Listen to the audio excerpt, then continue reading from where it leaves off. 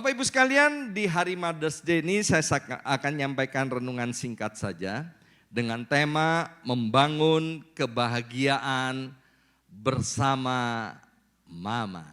Ya, setiap kita saya percaya tidak ada yang lahir dari batu. Cuman Adam dan Hawa aja yang berbahagia, yang tidak punya mama dan papa, dan tidak punya papa dan mama mertua. Ketika orang sudah menikah, nggak ada lagi disebut orang tua mereka papa mertua atau mama mertua. Karena mereka tadi bukan lagi dua, tapi adalah satu. Maka yang tepat adalah berkata ini adalah papa dan ini adalah mama. Dunia menciptakan istilah-istilah yang kemudian membuat kita bingung dan kita yang kurang mengerti akan Alkitab kemudian terus jadi ikut-ikutan. Sehingga ada mantan suami, ada mantan istri, ya. Bahkan ada yang lebih sadis lagi, ada mantan orang tua. Saking marahnya, saking bencinya, juga ada orang tua yang menyebut anak-anak mereka itu adalah mantan anak. Itu istilah-istilah yang menyesatkan dan tidak alkitabiah Bapak Ibu sekalian. Membangun kebahagiaan, saya percaya setiap kita kepingin hidupnya berbahagia. Tapi Alkitab tidak pernah berjanji atau berkata begini, kalau kita percaya kepada Yesus, maka kita tidak akan mengalami masalah dalam kehidupan ini. Enggak ada. Alkitab enggak pernah bilang seperti itu, ya. Jadi kalau ada kesaksian yang berkata bahwa sejak aku percaya Yesus, aku menjadi anak Tuhan, maka aku tidak punya masalah lagi.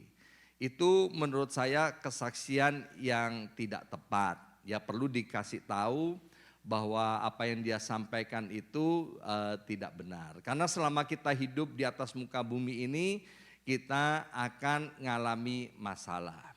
Seperti kita dengar tadi Wandi Liu, baru menikah ya 1-2 bulan kemudian istrinya mengalami sesuatu yang tidak diinginkan. Ya hari-harinya dipenuhi dengan tangis dan air mata Bapak Ibu sekalian.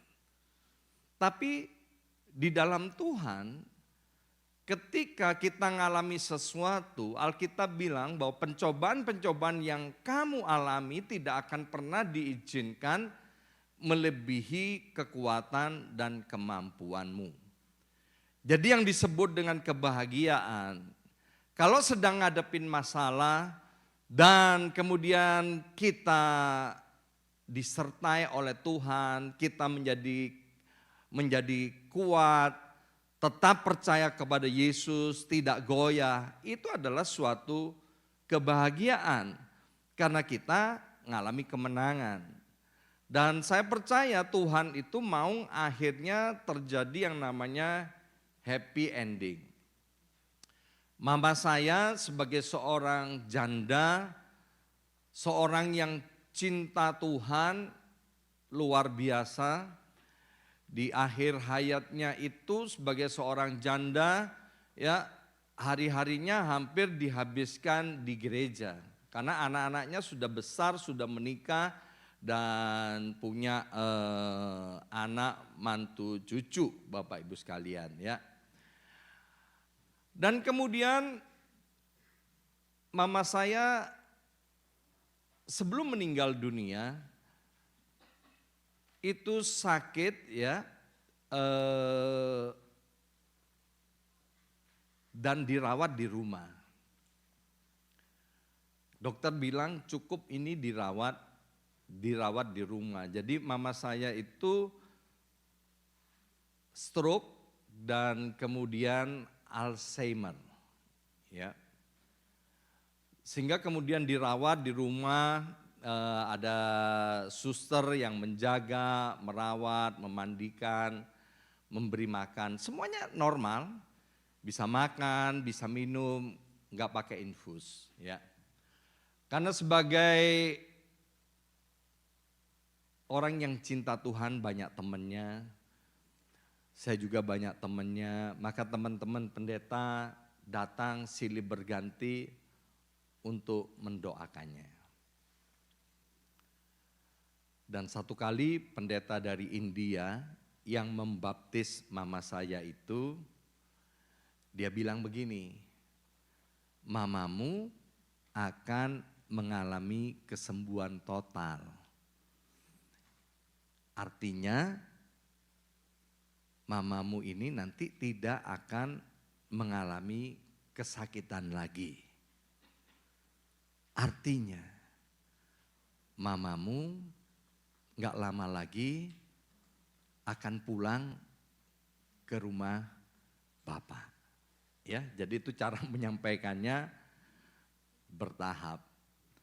Nah, saya berdoa bahwa Carolina Liu sehat, sembuh, hidup, dan boleh bersama-sama dengan Wandi di New York ini melayani dan menjadi berkat.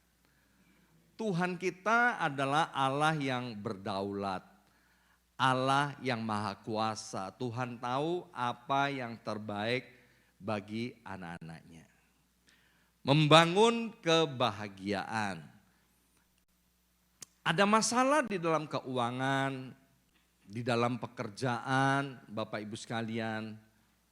Yang namanya bahagia, yaitu bagaimana kemudian di dalam keadaan kurang, di dalam keadaan menghadapi masalah, di dalam keuangan, pekerjaan. Akhirnya Tuhan tolong, Tuhan adakan mujizat. Itu juga adalah merupakan suatu kebahagiaan. Yang menyebabkan kita merasa tidak bahagia adalah waktunya Tuhan itu tidak sama dengan waktunya kita. Kita seringkali bilang begini, aduh kelamaan Tuhan, ya kan? Kalau lebih cepat lagi, wow, akan luar biasa. Tapi Tuhan tahu kapan waktu yang terbaik. Maka itu Salomo sebagai seorang yang penuh dengan hikmat, dia berkata Tuhan akan membuat segala sesuatunya itu indah pada waktunya. Hari ini kita akan belajar bagaimana membangun kebahagiaan. Kalau biasanya bersama dengan Tuhan, tapi hari ini dalam Mother's Day membangun kebahagiaan bersama mama. Efesus pasal 6 ayat pertama sampai dengan ayat yang ketiga. Hai anak-anak, taatilah orang tuamu. Bersama saya ucapkan taatilah. 2, 3, taatilah. Lebih keras lagi 2, 3, taatilah. Hai anak-anak, taatilah orang tuamu di dalam Tuhan, karena demikianlah yang benar, ya. Yang baik belum tentu benar, tapi yang benar itu pasti baik. Sekali lagi, apa yang kita pandang baik belum tentu benar. Apa yang kita pandang baik belum tentu alkitabiah. Tapi di sini dikatakan kalau kita taat kepada orang tua kita masing-masing, itu adalah benar. Artinya apa? Baik dan alkitabiah. Sekarang kita lihat ayat yang kedua. Hormatilah ayahmu dan ibumu. Bersama saya ucapkan hormatilah. 2, 3, hormatilah. Lebih keras lagi 2, 3, hormatilah. Ayat yang pertama tadi apa? Taatilah. Ayat yang kedua apa tadi? Hormatilah. Jadi ada beda antara taatilah dan hormatilah. Jadi yang ayat yang kedua dikatakan hormatilah ayahmu dan ibumu. Ini adalah suatu perintah yang apa? Suatu perintah apa? Yang penting. Saya sampaikan berulang-ulang dan tidak pernah merasa bosan. Suatu kata kalau ditambahin lah itu artinya perintah. Hormatilah itu adalah perintah Tuhan. Taatilah itu adalah perintah Tuhan. Nggak usah ditambahin, ini adalah suatu perintah yang penting. Nggak usah. Tapi ini perlu ditekankan bahwa menghormati ayah dan ibu kita masing-masing itu adalah suatu perintah yang penting.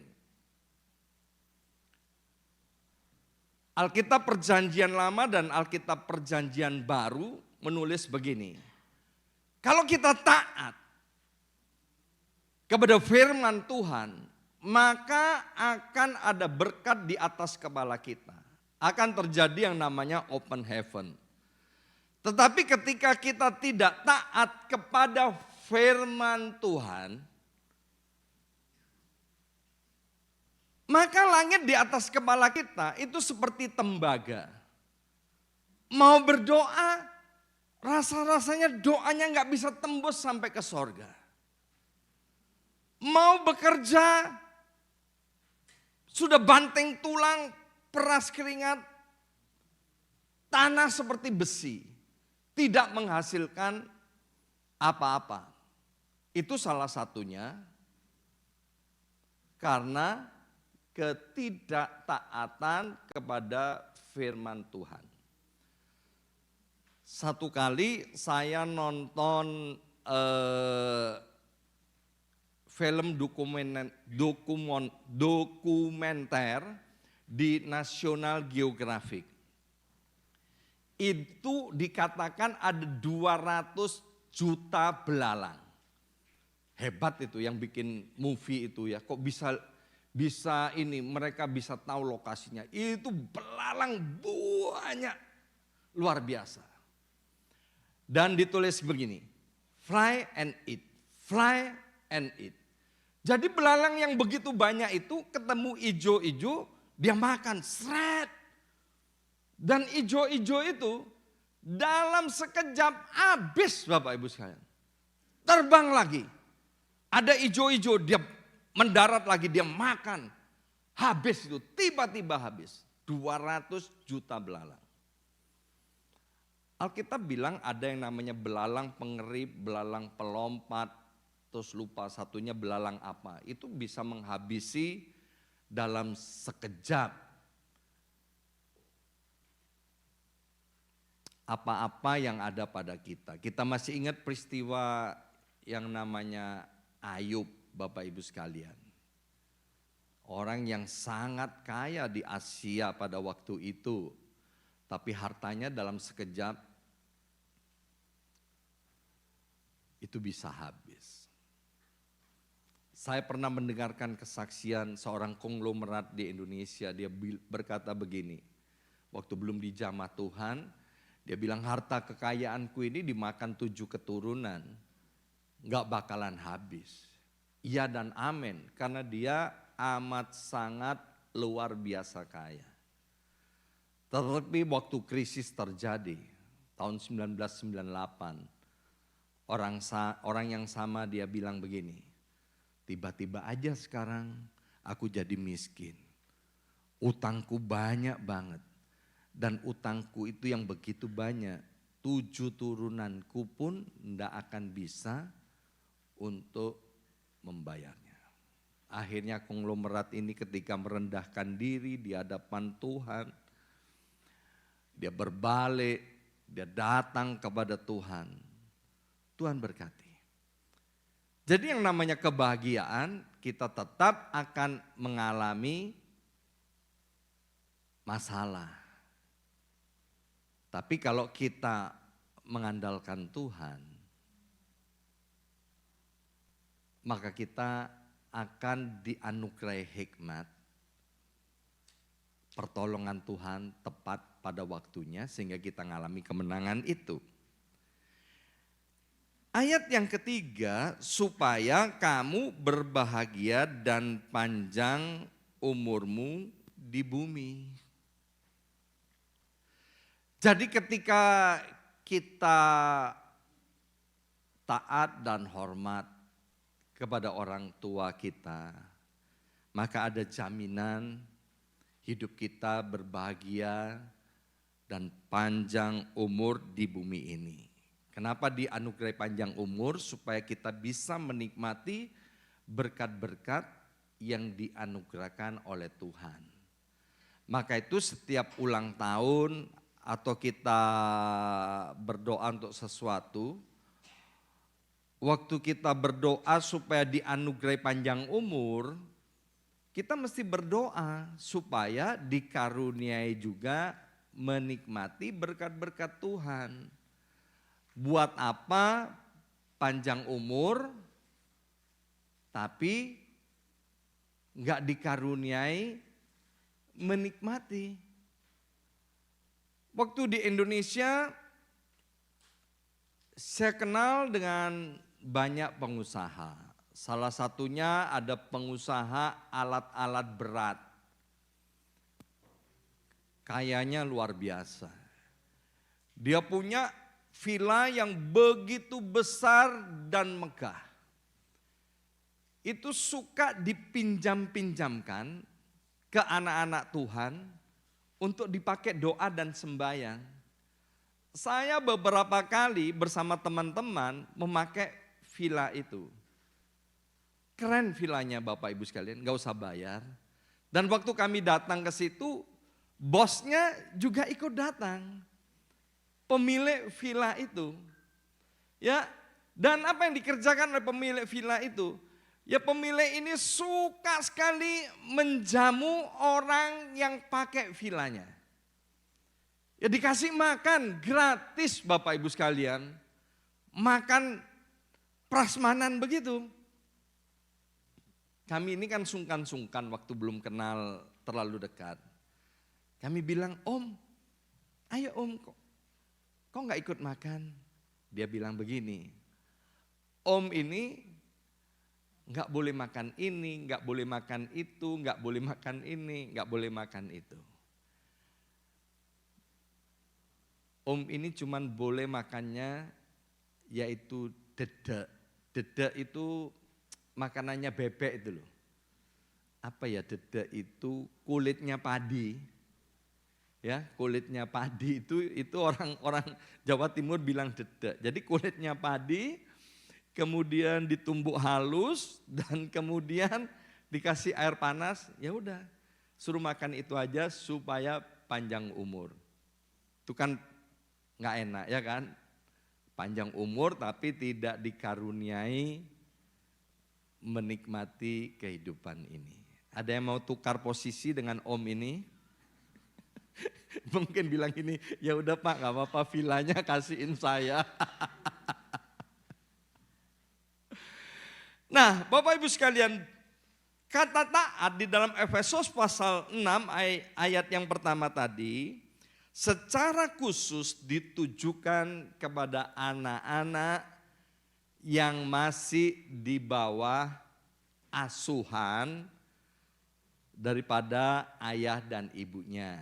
Ya, yang masih sekolah, kemudian belum dewasa, belum menikah, itu wajib untuk taat kepada orang tua masing-masing.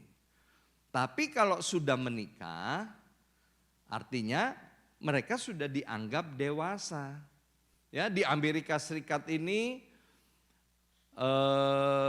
kalau kita misalnya umur 18, 19 atau 20 belum ukuran dewasa kemudian menikah, maka dianggap sebagai orang yang dewasa. Jadi ketika kita sudah mandiri,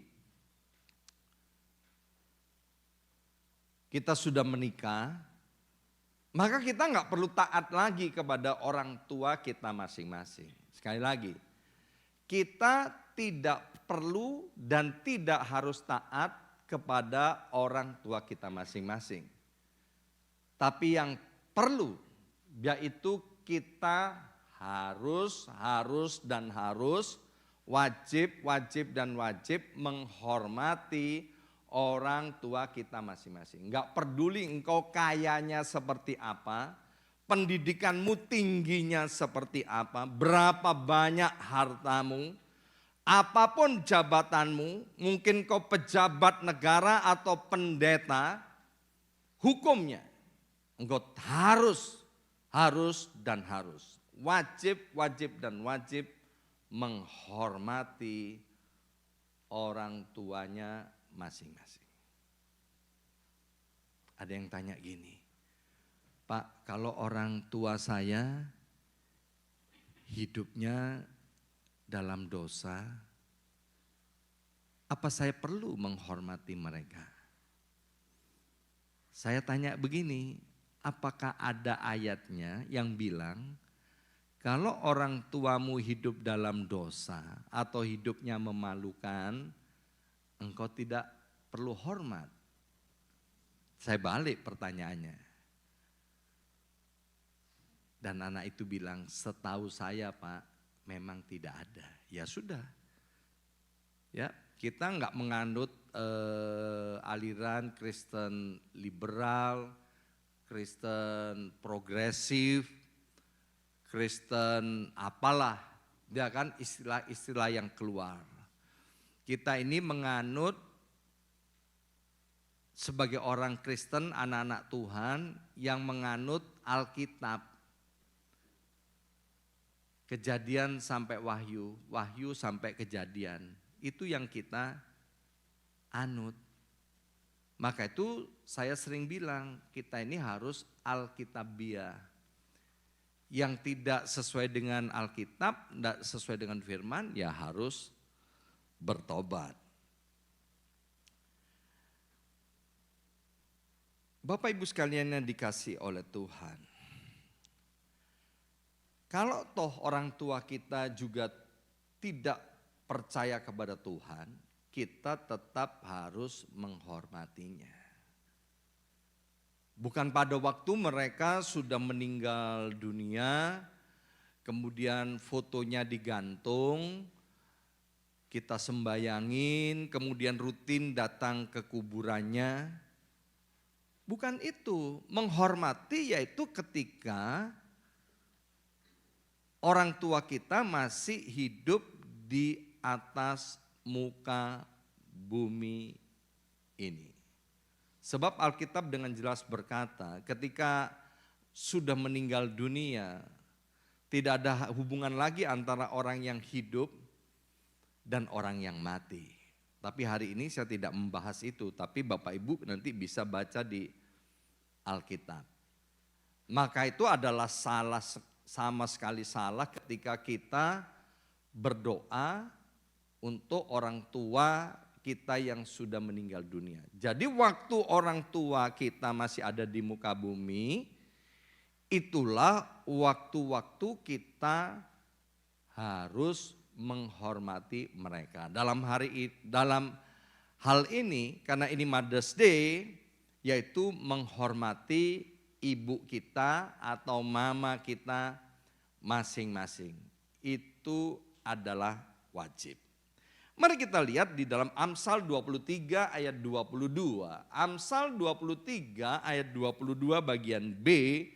Janganlah menghina ibumu kalau ia sudah tua. Dalam terjemahan bahasa Inggris, make your mother proud. Buat mamamu itu bangga dengan kita sebagai anaknya. Pernah nggak kita ketemu dengan seorang mama yang tidak bangga dengan anaknya? Pernah. Saya pernah ketemu dengan mama-mama yang sama sekali tidak bangga dengan anaknya. Ada sesuatu yang salah. Apalagi kalau dia punya anak menyebut dirinya Kristen. Anak ini menyebut dirinya Kristen. Kemudian orang tuanya nggak bangga dengan anaknya. Ini pasti ada sesuatu yang salah. Ini yang mungkin orang dunia bilang Kristen KTP, Kristen tanpa pertobatan. Jadi yang Alkitabiah adalah para mama itu harus bangga dengan anak-anaknya. Saya ketemu dengan satu keluarga punya anak 5, ada anak lakinya dan anak perempuannya. Tapi ibu ini benar-benar marah kepada anak-anaknya. Saya tanya, kalau si Anu, apa itu? Kalau si ini, yang ini, semuanya tidak membuat ibunya bangga. Waktu saya ketemu dengan anak-anaknya, pastor tahu, mama saya itu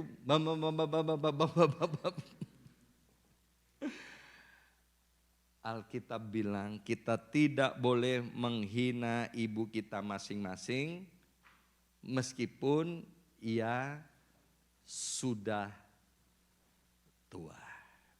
Nenek sudah tua, hinggap di jendela.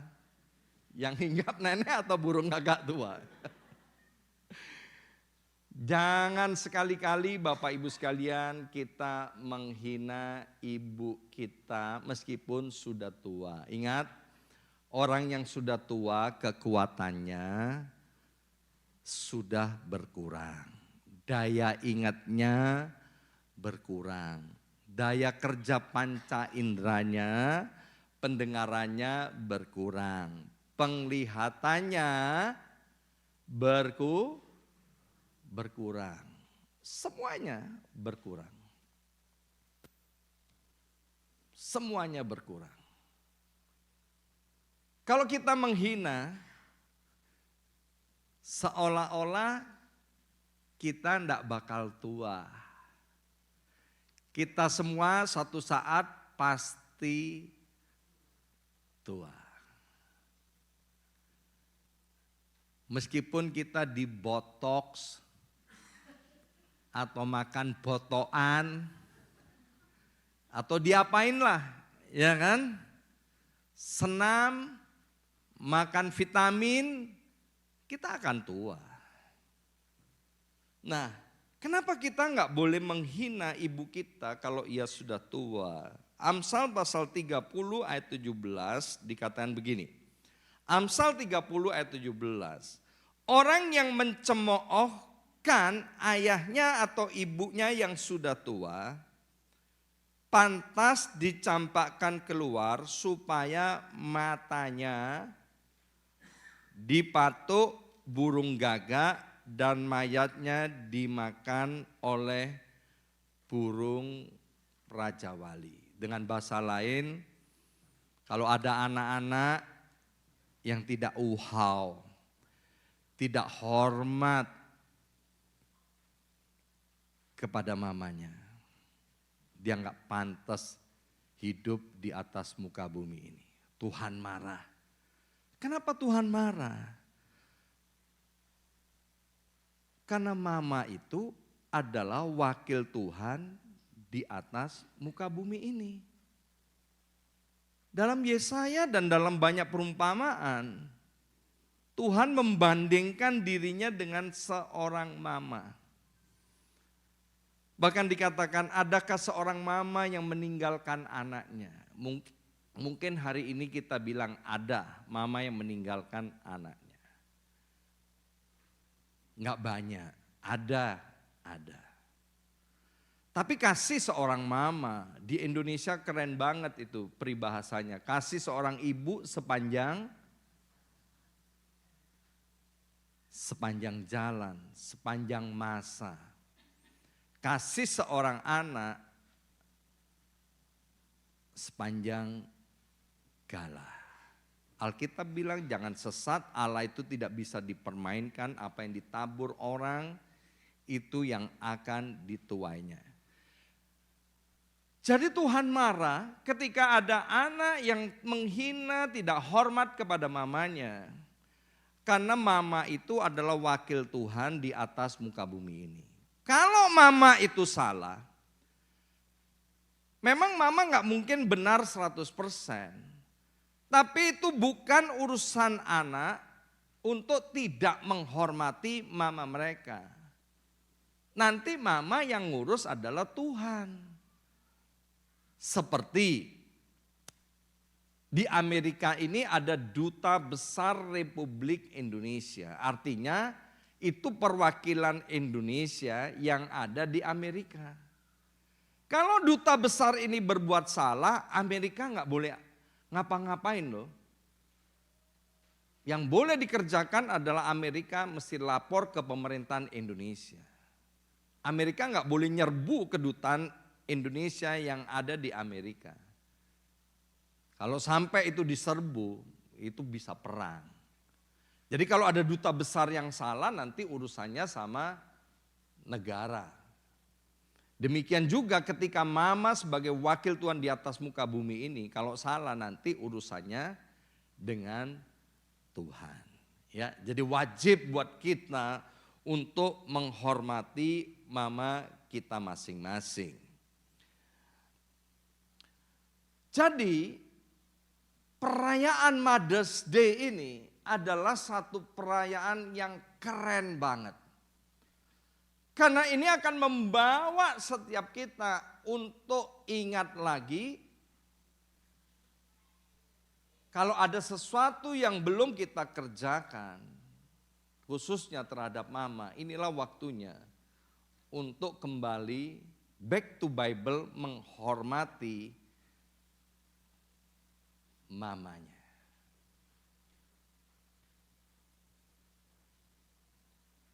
Maka itu perayaan Mother's Day seharusnya bukan setahun sekali. Karena Efesus pasal yang ke-6 tadi itu bukan harus dibaca setahun sekali, tapi harus setiap hari menjadi perenungan buat kita. Supaya kita berbahagia, panjang umur di muka bumi ini. Jadi waktu kita merayakan Mother's Day, maka inilah kesempatan untuk kita kembali menghormati peran mama dalam hidup kita. Percaya atau tidak percaya, kita ada sampai hari ini itu adalah ada di dalamnya peran daripada mama. Kalau enggak, Bapak Ibu sekalian, enggak sampai kita lahir udah digugurkan. Atau begitu lahir, orang Surabaya bilang ini dipites katanya. Jadi kalau kita ada sampai hari ini, itu ada peran mama. Amerika pernah punya presiden namanya Barack Obama. Ada Paulus nggak di sini? Halo? Itu ngefan banget sama Barack Obama, ya kan? Barack Obama itu punya mama namanya Ann Dunham. Dalam setiap kesempatan, Mr. Barack Obama itu dia selalu sanjung-sanjung mamanya.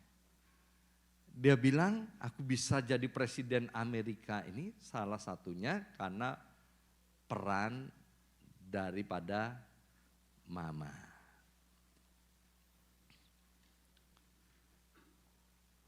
Dalam Mother's Day ini, inilah kesempatan untuk kita dapat mengingat kembali pengorbanan daripada mama. Mama saya sebagai seorang janda, waktu itu kami kan keluarga nggak dalam Tuhan. Waktu papa saya meninggal usia 54 tahun, mama saya masih umur 40 sekian. Mama saya itu cantik sekali. Wih. Ini salah satu produknya. Dari produknya kan kita tahu pabriknya. Ya kan, katanya orang sih meskipun gak ada rambutnya, ya lumayan lah ya. Mama saya cantik luar biasa.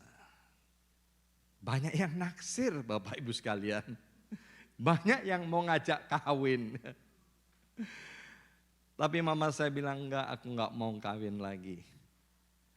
Aku mau besarkan anak-anak. Maka mama saya pergi sekolah, Bapak Ibu sekalian. Dia hidup dengan sisa-sisa warisan dari papa saya. Membiayai, membesarkan anak, dia pergi sekolah kecantikan. Ya, dan kemudian setelah ujian lulus, maka mama saya buka ini, salon kecantikan. Sehingga dia bisa membiayai sekolah saya, sekolah adik-adik saya. Itu adalah pengorbanan peran dari mama. Pernah satu kali waktu saya masih SD gitu ya. Saya kan tinggal di desa, rumahnya besar banget, ada pohon kelapanya, ada pohon pisangnya, ada pohon mangganya. Banyak tanam-tanaman Bapak Ibu sekalian. Satu kali waktu saya petik mangga, kemudian saya kupas mangga itu. Ya. Dan waktu ngupas, karena masih anak-anak ya, sampai hari ini juga saya belum bisa ngupas mangga. Itu kena tangan ya, kena tangan kemudian keluar darah dan saya suka ya kan. Wih, apa ini keluar merah-merah. Saya bawa ke keran, dipencet-pencet, terus darahnya keluar terus ya. Pencet-pencet dan tiba-tiba semaput. Bapak Ibu. Semaput, mama saya teriak-teriak, kemudian saya digigitin Bapak Ibu sekalian ya. Dan kemudian saya siuman. Dan mama saya cerita apa yang saya kerjakan. Saya ingat waktu Kesia masih kecil, anak saya tadi yang nyanyi sama Irin itu. Satu kali penjaganya dia teriak-teriak pagi hari itu. Ya kan? Itu Kesia tuh step. Saya belum pernah lihat namanya orang step. Ya kan? Wih, itu bisa mendelik-mendelik gitu Bapak Ibu. Dan gak keren. Ya kan? Menakutkan, ya kan? Wow, luar biasa. Dengan hikmat Tuhan itu tangannya istri saya dimasukkan ke mulutnya Kesia, dipaksa. Dan digigit sekuat tenaga. Berjam-jam Bapak Ibu sekalian. Kami bawa ke dokter, ya, dalam keadaan tangan istri saya itu ada di mulutnya Kesia. Itu adalah pengorbanan. Belum waktu ketika kami ada masalah dalam keluarga. Bagaimana Ibu Yongki harus korban perasaan, korban sedemikian rupa demi anak-anak.